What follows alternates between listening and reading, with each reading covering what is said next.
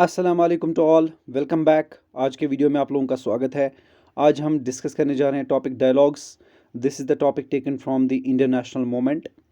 In our last video lectures, we have discussed about civil disobedience movement and the participation of different people across the country. Let us try to understand what happened because of the Indian national movement, especially civil disobedience movement. तो दोस्तों last कुछ videos में हमने discuss किया है moderates के बारे में, एक्सट्रीमिस्ट्स के बारे में, सदिशियन बाइकॉल मूवमेंट के बारे में, या पार्टीशन ऑफ बंगाल हुआ था। उसके बाद नॉन कॉपरेशन मूवमेंट हमने डिस्कस की, और फिर साल्ट सत्याग्रह या सिविल डिसोबीडियंस मूवमेंट को डिस्कस किया। तो अगर आप पहली बार चैनल पे आए तो सब्सक्राइब ज़रूर कीजिए, साथ में अपने कमेंट्स भी दीजिए, और जितना हो सके इसको शेयर कीजिए ताकि ज़्यादा से ज़्यादा लोगों को इसका बेनिफिट हो।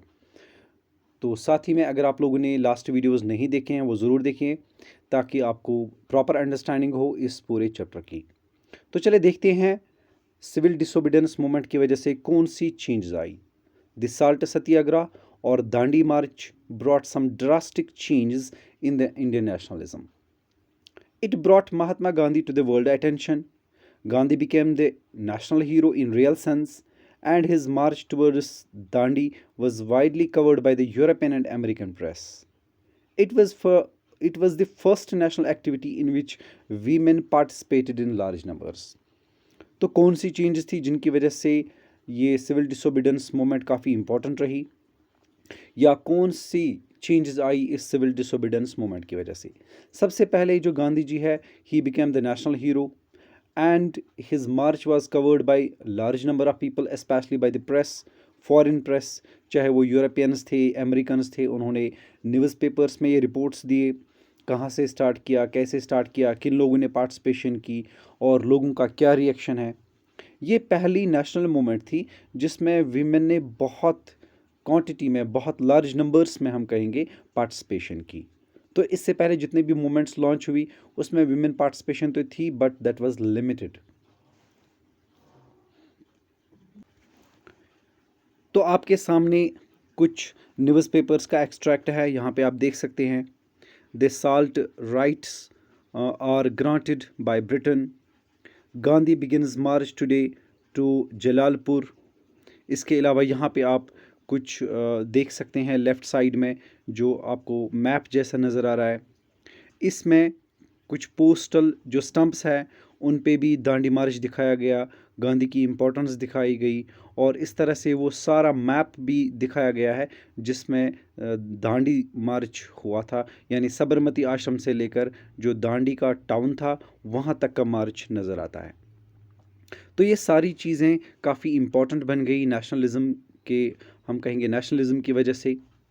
Here is one more extract, Gandhi on March challenges arrest. इसी तरह से Mrs Naidu gelled, 2 lakh people in protest. तो ये वो सारी न्यूज़ पेपर्स है जिन्होंने गांधी जी की जो नेशनल मूवमेंट थी, ख़ास तौर पे सिविल डिसोबीडियंस या साल्ट मार्च था, उसको बहुत ज़्यादा हम कहेंगे पब्लिश किया ताकि लोगों को इसकी इंफॉर्मेशन मिल सके। तो यहाँ पे न्यूयॉर्क टाइम्स आप देख सकते हैं लेफ़्ट साइड में, ये वो सारे न्यूज़ पेपर्स है जिन्होंने ये न्यूज़ छापी है।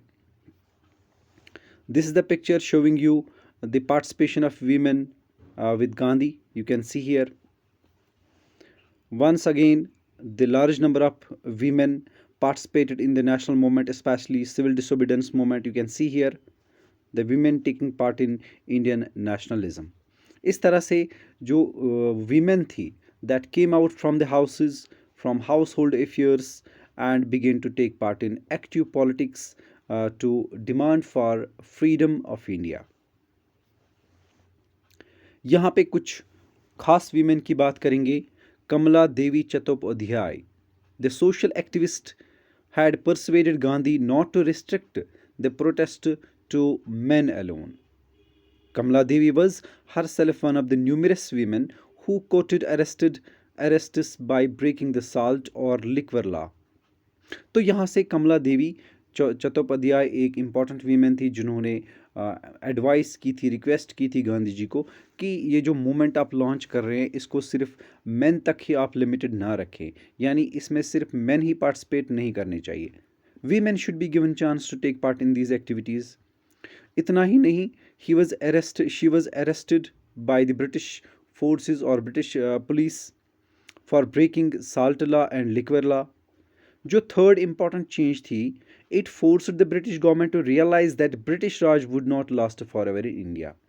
तो यहाँ पे ये एक इम्पॉर्टेंट पॉइंट है सिविल डिसोबीडेंस मूवमेंट का, कि ब्रिटिश गवर्नमेंट को अब यकीन होने लगा कि हम ज़्यादा देर तक बाय फोर्स रूल नहीं कर सकते हैं, and one day we have to leave India. तो यहाँ से कुछ फ्रीडम के चांसेस नज़र आने लगे। So the outcomes of Salt March was a series of round table conferences held in London from 1930s onwards. तो साल्ट मार्च या सिविल डिसोबीडेंस मूवमेंट की बात करेंगे तो सिविल डिसोबीडेंस मूवमेंट के दौरान ही कुछ कॉन्फ्रेंसेस हो गई लंदन में, और उनको नाम पड़ गया जो राउंड टेबल कॉन्फ्रेंसेस। ये कुल मिलाकर 3 थी। चले इन तीनों के बारे में जानने की कोशिश करते हैं। So here is one more picture showing the participation of women along with the men in civil disobedience movement. This is the Kamala Devi Chattopadhyay, the active participant of civil disobedience movement along with Gandhi. तो first round table conference ये हुई थी 1930 में, नवंबर के session में हुई थी 1930 में, और लंदन में हुई। और इसका ऑब्जेक्टिव था the constitutional changes in India with the representatives of India, that is Congress, League and princely states. यानी 3 ग्रुप्स को बुलाया गया लंदन में डिस्कस करने के लिए कि कौन सी कॉन्स्टिट्यूशनल चेंजेस लाई जाएंगी बाय द ब्रिटिश गवर्नमेंट। तो this conference failed because neither Congress nor Muslim league participated in this meeting.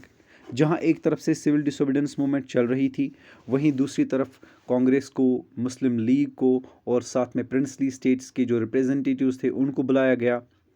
लेकिन इसमें 2 जो मेन ऑर्गेनाइजेशंस थी वो थी लीग यानी मुस्लिम लीग एंड इंडियन नेशनल कांग्रेस। दोनों ने बिल्कुल पार्टिसिपेशन नहीं की और सिर्फ प्रिंसली स्टेट्स के रिप्रेजेंटेटिव्स वहाँ पे जमा हुए। इस वजह से ये जो फर्स्ट राउंड टेबल कॉन्फ्रेंस थी ये फेल हो गई। इसमें कोई डिस्कशन नहीं हो पाया क्योंकि मेन पॉलिटिकल ऑर्गेनाइजेशंस ने बिल्कुल कोई पार्टिसिपेशन नहीं की। यहाँ पे आप देख सकते हैं first round table conference. Why this is called round table conference, यहाँ पे आप देख सकते हैं that all these people, all the representatives sitting in this conference are on round table. It means they are facing each other, that's why this is called a round table conference. Second round table conference हो गई 1931 में। तो salt march की वजह से Gandhi ji was imprisoned by the British and was released from jail in January 1931। तो जैसे ही उनको रिलीज़ किया गया, Gandhi had several meetings with the viceroy Lord Irwin. ये वही लॉर्ड इरविन है जिनको गांधी जी ने अल्टीमेटम दिया था कि जो डिमांड्स हमने दी है, 11 डिमांड्स की जो हमने बात की थी, तो वो उन्होंने रिजेक्ट की। फिर सिविल डिसोबीडेंस मूवमेंट स्टार्ट हो गई और ये वही लॉर्ड इरविन है जिन्होंने बाद में गांधी जी के साथ डिस्कशन स्टार्ट किए ताकि मूवमेंट को स्टॉप किया जाए और जो कॉन्स्टिट्यूशनल चेंजेस है वो लाई जाएंगी। So which led to the formation of agreement और compromise between Irwin and Gandhi. इस तरह से बहुत डिस्कशंस के बाद गांधी जी और लॉर्ड इरविन के बीच में एक एग्रीमेंट हुआ और इसको कहा जाता है गांधी इरविन पैक्ट। ये साइन हुआ था 5 मार्च 1931 में। तो गांधी जी ने ऑन बिहाफ ऑफ कांग्रेस इस एग्रीमेंट को साइन किया और इस तरह से कुछ जो डिमांड्स थी वो ब्रिटिश गवर्नमेंट ने एक्सेप्ट की और कुछ जो इंस्ट्रक्शंस दी गई थी वो गांधी जी ने एक्सेप्ट की। So by the terms of this pact the Congress was asked to call off this civil disobedience movement. इनको एक ही कंडीशन रखी गई that the movement should be stopped, it should be called off. तो जैसे ही एक्ट पास किया गया तो सिविल डिसोबीडेंस मूवमेंट को इस तरह से विड्रॉ किया गया, हम कहेंगे स्टॉप किया गया। तो इस पैक्ट की वजह से गांधी जी को बहुत क्रिटिसिज्म सुनना पड़ा। यहाँ तक कि सुभाष चंद्र बोस जो उस टाइम पे कांग्रेस की इंपॉर्टेंट लीडर्स में से एक थे, या जवाहरलाल नेहरू थे, उन्होंने बहुत ज़्यादा क्रिटिसाइज़ किया गांधी जी को that he has we can say he has signed a pact by because of his own terms and conditions. जिस वक्त मूवमेंट इतनी फुल फ्लेज्ड थी, लोग सारे पार्टिसिपेट कर रहे थे, तो गांधी जी ने ये साइन क्यों किया।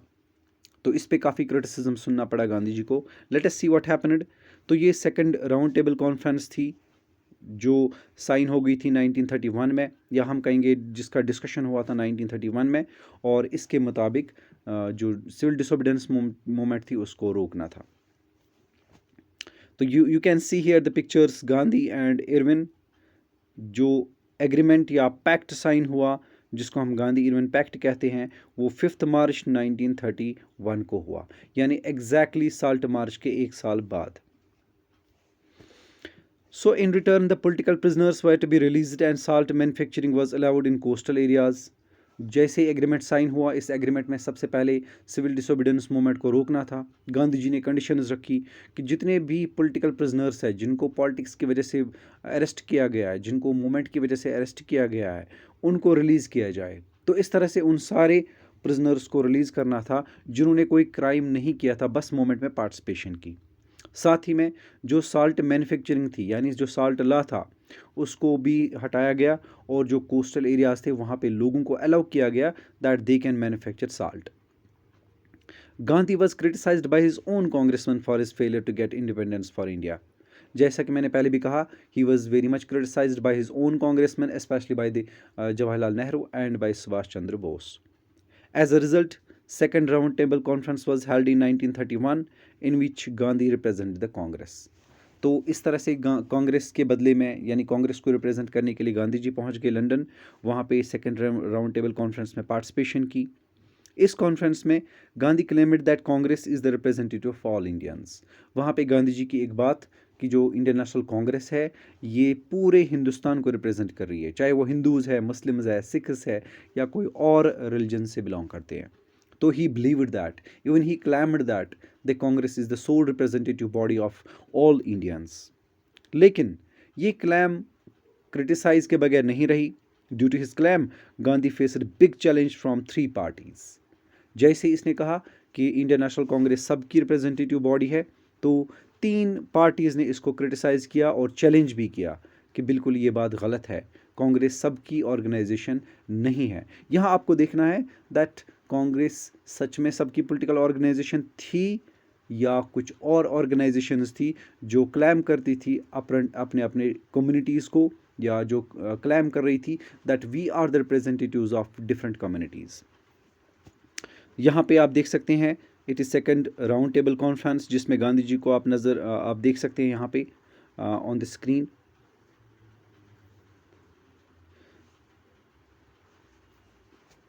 तो सबसे पहली ऑर्गेनाइजेशन थी जिसने चैलेंज किया गांधी जी की क्लेम को, that was All India Muslim league.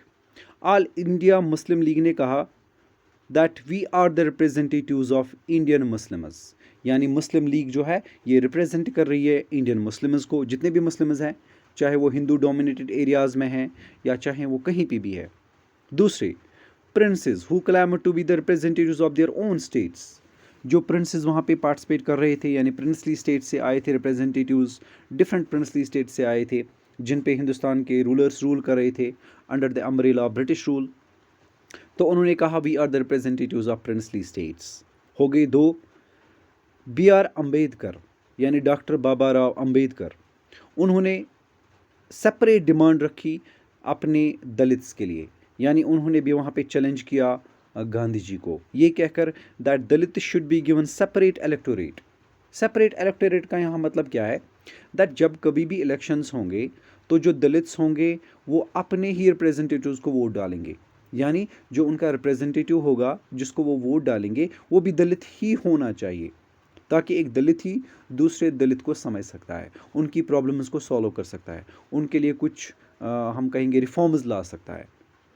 तो इस तरह से argued that the Congress the organisation of Brahmins. तो यहाँ पे बहुत बड़ा चैलेंज आया बाबा राव अम्बेडकर की तरफ से। उन्होंने कहा जो कांग्रेस है ये असल में ब्राह्मण्स की है and Dalits have nothing to do with it, हमें इससे कोई वास्ता नहीं, क्योंकि ये हमारी ऑर्गेनाइजेशन बिल्कुल नहीं है।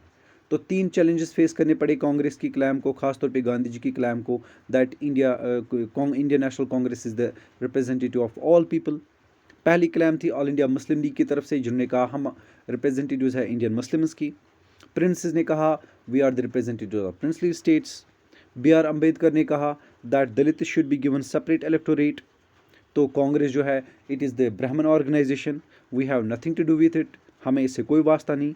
तो इस तरह से 3 फ्रेगमेंट्स बिल्कुल साफ नज़र आए और ये चैलेंजेस बहुत ज़्यादा सीवियरली इन्होंने अफेक्ट किया इंडियन नेशनल मूवमेंट को।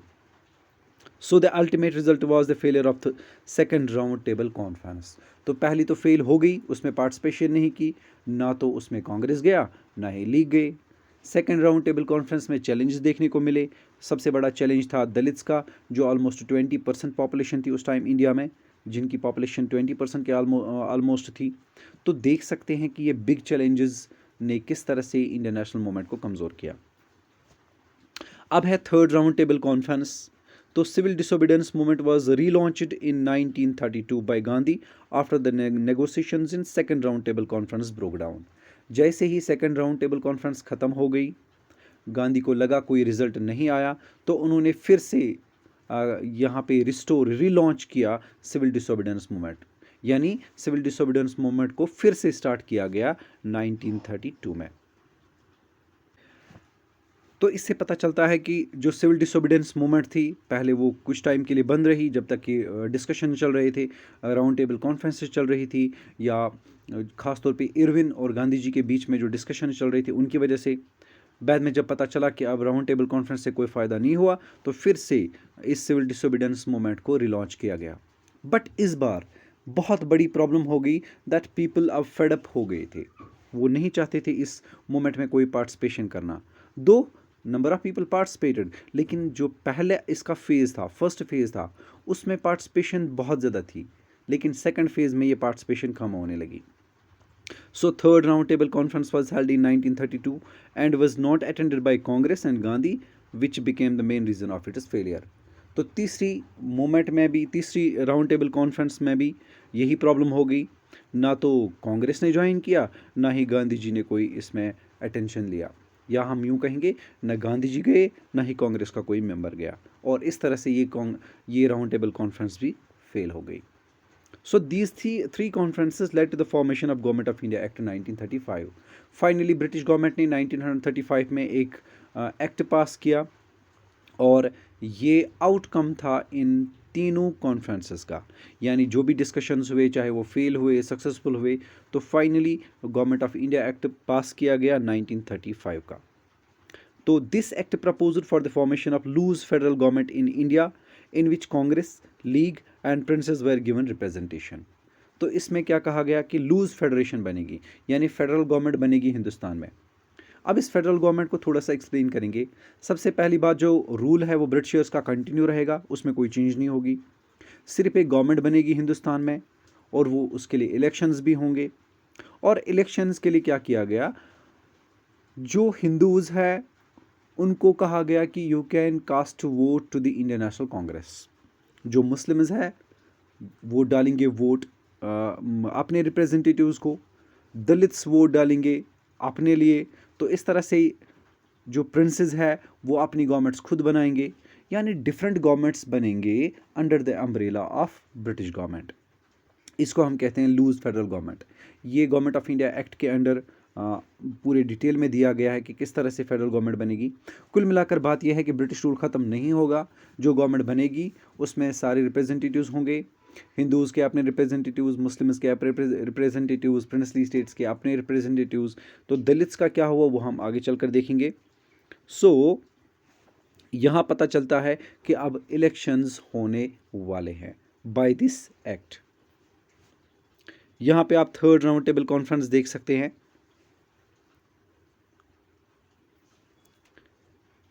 तो गवर्नमेंट ऑफ इंडिया एक्ट 1935 यहाँ आपके सामने दिया गया है, किस तरह से इसको फ्रेम किया गया, और इसमें क्या प्रोविजंस थे वो राइट साइड में दिए गए हैं, यू कैन सी हियर। तो इसके डिफरेंट पार्ट्स थे गवर्नमेंट ऑफ इंडिया एक्ट के। आई मस्ट टेल यू, जो हिंदुस्तान बाद में आज़ाद हुआ 1947 में, और जो हिंदुस्तान का कॉन्स्टिट्यूशन बना, उस कॉन्स्टिट्यूशन की बेस यही गवर्नमेंट ऑफ इंडिया एक्ट था। यानी जितने भी फीचर्स थे, जितने भी फीचर्स इस गवर्नमेंट ऑफ इंडिया एक्ट 1935 में थे, उसमें से ज़्यादातर फीचर्स इंडियन कॉन्स्टिट्यूशन में बाद में फ्रेम किए गए। यानी जो फ्रेम कॉन्स्टिट्यूशन किया गया उसके ज़्यादातर फीचर्स इसी एक्ट से लिए गए। तो यू कैन सी हियर कि किस तरह से यहाँ पे किया गया।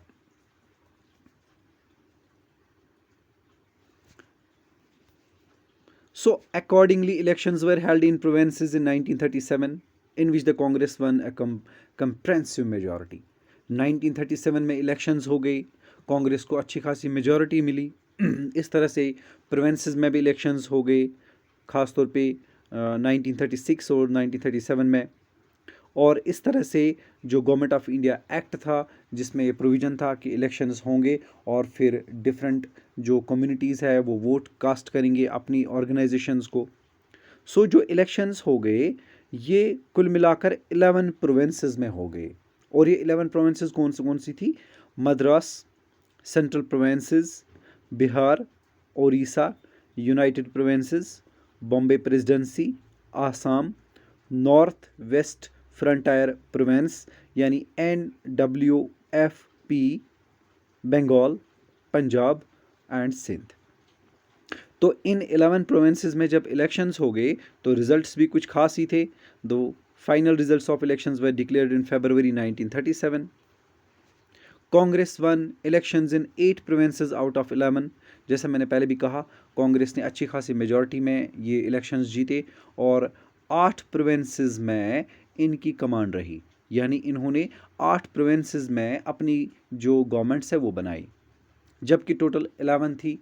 बाकी जो 3 थी उनमें मिक्सड बनी, उनमें कोई एक ऑर्गेनाइजेशन नहीं थी, exceptions being Punjab and Sindh. खाली 2 जगहों पे इन्होंने इलेक्शंस नहीं जीत पाए, ये एक पंजाब और एक सिंध। ऑल इंडिया मुस्लिम लीग की बात करें तो it failed to form the government in any province. इन्होंने किसी प्रोविंस में कोई भी गवर्नमेंट नहीं बनाई। So in these 8 provinces Congress had a prime minister working under the supervision of a British governor. जैसे मैंने पहले भी कहा, ब्रिटिश गवर्नमेंट में कोई चेंज नहीं आई, ब्रिटिश रूल कंटिन्यू रहा। इनको सिर्फ अपना प्राइम मिनिस्टर दिया गया हाई प्रोविंस में, हर एक प्रोविंस में, और उस प्रोविंस में जो प्राइम मिनिस्टर था वो सारी उसको ऑर्डर्स मानने थे गवर्नर के। यानी जितने भी प्रोविंसेस थे हर प्रोविंस में ब्रिटिश गवर्नर था और गवर्नर सुप्रीम अथॉरिटी था। कोई भी डिसीजन लेना था तो उससे कंसल्ट करने के बाद। यानी अभी भी जो ब्रिटिश रूल है वो एंड नहीं हुआ। गवर्नमेंट तो इंडियंस की बनी लेकिन ब्रिटिश रूल के अंडर ही है, फाइनल डिसीजन वही लेंगे। सो however Congress ruled for only 18 months. इसको 18 मंथ्स कांग्रेस रूल भी कहते हैं क्योंकि सिर्फ 18 महीने तक उन्होंने रूल किया। इसका बेसिक रीज़न ये था that Congress was given responsibility without any power. मतलब क्या है इसका? मतलब ये है कि जहाँ भी कांग्रेस ने कोशिश की कि हम कोई चेंज लाएं, कोई डेवलपमेंट लाए, कोई ट्रांसफॉर्मेशन लाए, वहाँ पे फाइनेंसेस के लिए इन्हें हमेशा जाना पड़ता था गवर्नर के पास या ब्रिटिश गवर्नमेंट के पास, फाइनली हम कहेंगे। तो ये ब्रिटिश गवर्नमेंट पे डिपेंड था, वो पैसा देते या नहीं देते। मान लीजिए इनको सड़क बनानी है, उसके लिए पैसा चाहिए, पैसा इनको मांगना है ब्रिटिश गवर्नमेंट से, जब वो देगी तभी ऐसा होगा। तो they had responsibility without any powers. तो इस चीज़ से फेडअप होकर इन्होंने बाद में 18 महीने के बाद ही, यानी 1.5 साल के बाद ही इन्होंने रिज़ाइन किया अक्टूबर में, और इस तरह से जो ये रूल था ये जल्दी ही ख़त्म हुआ। तो इसी को हम कहते हैं loose federation. They were given responsibility without powers. यहाँ पे आप देख सकते हैं 1937 में जो इलेक्शंस हो गए, कहाँ कहाँ पे किसने इसमें पार्टिसिपेशन की और किसने ये इलेक्शंस जीते।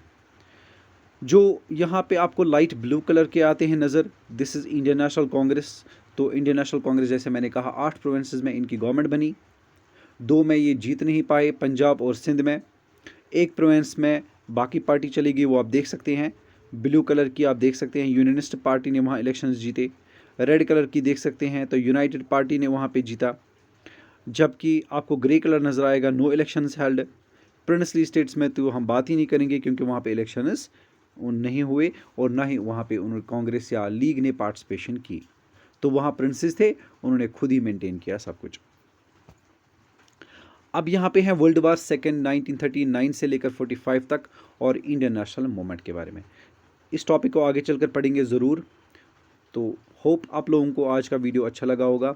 आप अपने कमेंट्स दे सकते हैं और अगर आप पहली बार चैनल पे आए तो सब्सक्राइब ज़रूर कीजिए। मिलते हैं अगले सेशन में अगले वीडियो के साथ, तब तक के लिए अल्लाह हाफिज़।